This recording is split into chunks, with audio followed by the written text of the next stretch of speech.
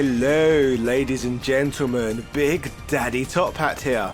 Last month on the channel we looked at every video game appearance of Gill, a character who is debatably the true villain of the entire Street Fighter franchise. Evidence that alludes to this being the case is that not only does he function as Street Fighter 3's final boss, the latest game in the Street Fighter chronological timeline, but he also holds the role as the leader of the Illuminati, a secret society who were pulling strings behind the scenes even throughout the entire reign of terror of M.Bison.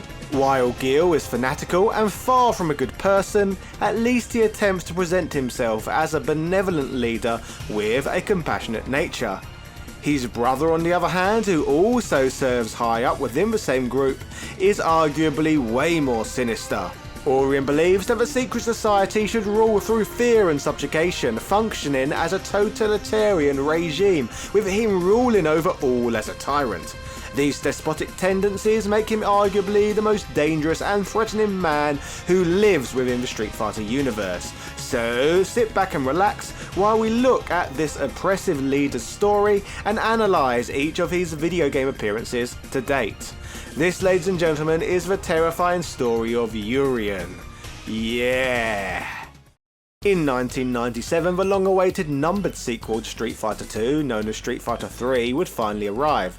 The game that carried a subtitle of A New Generation, and it would chronologically occur after the events of the Second World Warrior tournament, and would feature an almost entirely new roster of characters, with only franchise favourites Ryu and Ken making grand returns. This title, that took place after the death of M.Bison, saw the half-red and half-blue muscled villain Gill appear in his place, the Illuminati's leader who held claims of being the Messiah and the saviour of mankind. This etheric figure can even perform a Jesus Christ-like resurrection technique, which sees him seemingly being able to rise from the dead when he appears to be defeated. While such powers at glance may seem like they were gifted to him from unearthly sources, in reality they are abilities that he has gained due to the use of operations and genetic enhancements that the Illuminati performed on him in order to increase his overall strength and speed. Gill's parents, who were high up within the secret society, subjected both him along with his brother Urien to these genetic experiments, which were combined with a rigorous hand-to-hand combat training program. Through this period, both young men were positioned as potential candidates as the Illuminati's next president, with at the age of 22, Gill being awarded the responsibility, with Urien being written off and overlooked due to being deemed more emotionally unstable than his more mature brother. Urien instead would be declared the organisation's vice president. While comparisons between Gill and Jesus Christ are consistently drawn, Urien on the other hand is often represented as a Judas-like figure, with him first being introduced into the Street Fighter franchise in Street Fighter 3 Second Impact, the second iteration of Street Fighter 3. Speaking of Judas comparisons, in this game he even carries the nickname of the Treacherous Disciple, which further alludes to biblical references.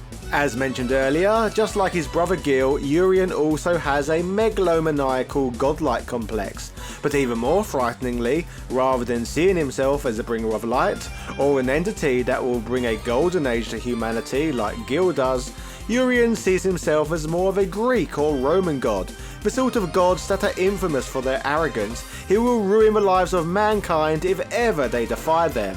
Gill's design and moves found in Street Fighter 3 further exude his associations with gods of this era, which is emphasised even more by his Greco-Roman inspired hairstyle and chiseled bronze physique that literally looks like that of a statue of a Greek god. Urien holds many materialistic goals and exploits, with parallels being drawn between his leadership style and that of which can be found amongst leaders in the final days of the Roman Empire.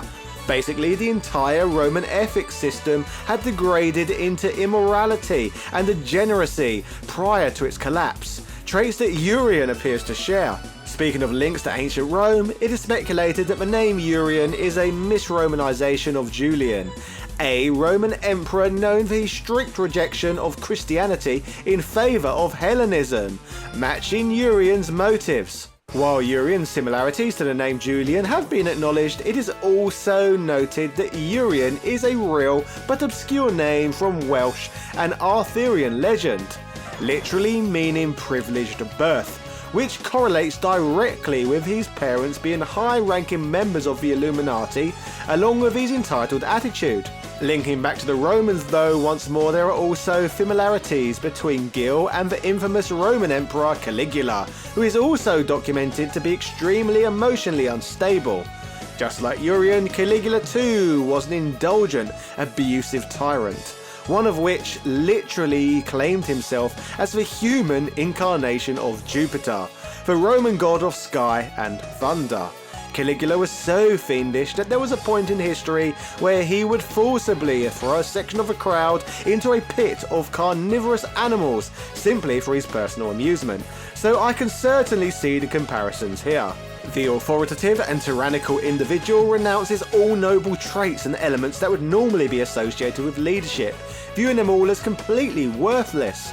Like many despotic individuals holding positions of power, Urien is extremely distrustful and suspicious of anyone else but himself, with a constant vigilance against insubordination and betrayal to allies and enemies alike. Aware of all the people who he has wronged, Urien obviously holds instinctual fears of possible retaliations, so always has his guard up in an almost Macbeth-like fashion. Urien's sadistic tendencies all partially linked to how he views himself as the secret society's true emperor, rather than his brother Gill, and while he may hold a deep hatred of his sibling, he hates the prophecy that led to him becoming a leader of the Illuminati even more, and as a result seeks the destruction of everything, even the secret society itself. In terms of Urien's actual abilities in combat, he shares the same fighting style, that of which we highlighted on the channel last month when we looked at Gill. This is obviously through experiencing the same training program and genetic enhancements as that of his brother. However, Urien's grasp of the more advanced techniques taught through this program are more limited than that of his arguably more skilled brethren. This results in Urien relying on more charged-based special attacks. There are other differences between the two though. For example, Urien can wield lightning and make his body metallic rather than controlling fire and ice like his sibling. Along with being able to shoot electrified spheres, Urien can also perform knee drops, headbutts and charging tackles, which can all potentially shock opponents. Despite his shortcomings compared to the more physically gifted Gill, Urien is still more than powerful enough to completely overwhelm opponents through the constant extreme pressure he puts them under in combat, which is made easier for him through his unconventional moveset, which is difficult for combatants to anticipate. In Street Fighter 3, Urien can perform a super art known as the Aegis Reflector, a powerful barrier that can reflect incoming projectiles, or a move known as Temporal Thunder, which allows him to use powerful metallic spheres. In combat, Urien often shouts out phrases such as crush, destroy, and kill while performing his moves. Apart from further highlighting his destructive nature, these phrases also allude to his arrogance and emotional instability. In Urien's debut in Street Fighter 3's Second Impact, the game features the fighter trying to stake claim of the Illuminati's presidency, which ultimately sees him challenging Gill to a match to prove his superiority once and for all. In this encounter between the genetically enhanced brothers, Gill intentionally chooses to throw the match, allowing Urien the presidency. Frustratingly for Urien though, he soon learns the truth and that the presidency mattered little to Gill, as the prophecy had demonstrated that Gill was the rightful emperor, a position that outranked the president within the organisation, a scenario which of course outraged and frustrated Urien to no end. The game would also highlight the G project, a program that Urien was in charge of that focused on remodeling the human body. This is how the fighter in the game known as Necro would be created from a mutation of a Russian national. In the next game, Street Fighter 3 Third Strike, the G project would continue, along with Urien's desire to overthrow Gill, which included the creation of a genetically altered super soldier fighter known as 12. This inhumane program included the kidnapping of many individuals for experimentation purposes, including that of a young girl who was in the care of Chun-Li. This of course leads to the iconic Street Fighter pursuing Urien to rescue her, with him agreeing to let the child go if Chun-Li will fight him for his own personal amusement. with the experienced Chun-Li successfully managing to defeat him. While many of Third Strike's endings are contradictory to one another based on who players complete the game as, if victory is achieved with Urien, it shows him taking leadership of the secret society, destroying the preservation facility where Gill is sleeping, declaring a new era has begun. Gill's ending though shows that he survived this attack fine. While the game marked the end of the Street Fighter timeline, more of Urien's backstory would be revealed with his emergence as a DLC character in Street Fighter V, a title that serves as a story prequel to the events of Street Fighter 3 games. In the game's main story mode that involves most of the game's characters known as Shadow Falls, Urien makes multiple appearances throughout this play mode, with it being revealed that he is an opposition force to that of M.Bison Shadaloo, and their plans to wield the Black Moon super weapons. Fellow Secret Society member Helen in the story uses advanced technology to revive Charlie Nash from the dead, in part of a plan to stop Bison. Urien, however, harshly reprimands her for devising plans without his knowledge or consent. Urien ends up mocking Charlie, referring to him as no more than a weak clay doll, and challenges Charlie to a fight, claiming he wants to see if he has what it takes to beat M.Bison. Urien not only defeats Charlie, but sadistically attempts to inflict further pain on him, but is held back by newer Street Fighter character Rashid. Urien angrily unleashes an Aegis Reflector at Rashid for opposing him, but Helen manages to calm him before he leaves, informing them all he'll be watching them all with great amusement. Later on, Urien criticises Helen for her failures when he becomes aware of Charlie's inability to kill Bison. But at the end of Shadow Falls, it is revealed that she has instead been aligned with Urien's brother Gill the whole time. In Street Fighter V, it is of note that Urien trades in his Street Fighter III slightly unsettling, almost naked attire for a more professional business attire as a primary outfit. This major change is said to have been implemented due to American staff working at Capcom finding his original design distracting, particularly during the story mode cutscenes. Back in Street Fighter 3, prior to a fight he would wear a similar outfit, but it would be completely incinerated as he performs a transformation prior to each bout. In Street Fighter 5 he remains fully clothed even in a transformed state, but his more classic attire is also available for more voyeuristic gamers.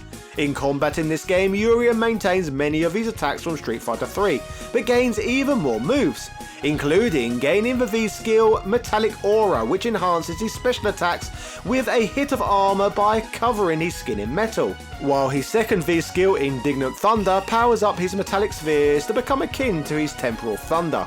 Throughout Urien's own Street Fighter V character story, it is revealed at this point that Urien is already working on the G project, with a scene depicting him moaning about a fouled fighter they have created known as 11, alluding to the later creation of 12.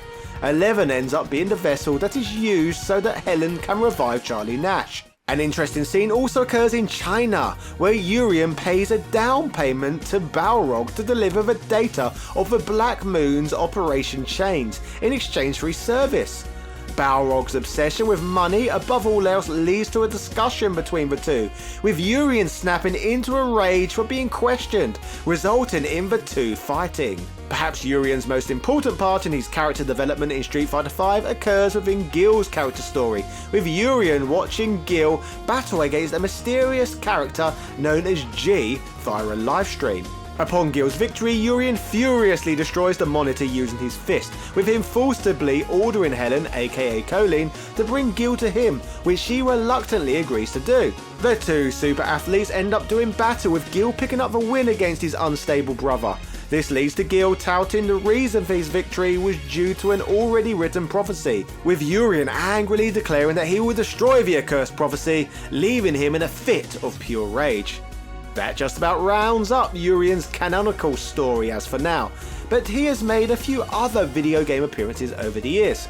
While Street Fighter 3 characters have received not even close to the amount of cross-promotional love, that of which their more famous Street Fighter 2 counterparts have received, Urien has still popped up here and there. Recently appeared in Tekken, a 2019 free-to-play collectible card game developed by Gung Ho Online Entertainment for iOS and Android devices, and in 2012 he would show up in Street Fighter Cross Mega Man, which was available for free on Capcom Unity. Urien's biggest role, though, in other video games occurred when he showed up as a playable character in Capcom Fighting Evolution in 2004. the game that saw a crossover between Street Fighter, Darkstalkers and Red Earth, which saw Urien representing Team Street Fighter 3. Hein's ending reveals him ruling over an army of 12 looking super soldiers, who all turn into replicas of himself. All in all though, looking back at his story across the Street Fighter games, Urien is a bitter and twisted individual indeed, with a sense of entitlement and lust for power that altogether makes him one of the most dangerous people in the Street Fighter universe. Sure, his brother and leader of the Illuminati, Gill, is pretty scary with his god complex, but Urien is way more terrifying when we consider that he views himself in the same godly light, but has no issues inflicting as much pain and suffering on others as possible. This despotic tyrant is by far one of the most unstable individuals in the franchise, whose cruel and totalitarian nature, combined with his position in the secret society, arguably make him a bigger threat to humanity than even M.Bison. Urien could potentially be the most evil person in the entirety of the Street Fighter timeline. So ladies and gentlemen, that was the terrifying story of Urien. Let me know in the comment section down below what you thought of today's content, and what you think of Urien's character compared to other villains from the Street Fighter franchise. Further to this, I'd be curious to know which fighter you would like me to cover next, as I have a whole playlist looking at various characters from the Street Fighter universe for you to go back and see. If you fancy regular doses of fighting game content, be sure to like this video, hit that subscriber button and ring that notification bell to ensure you never miss one of my videos.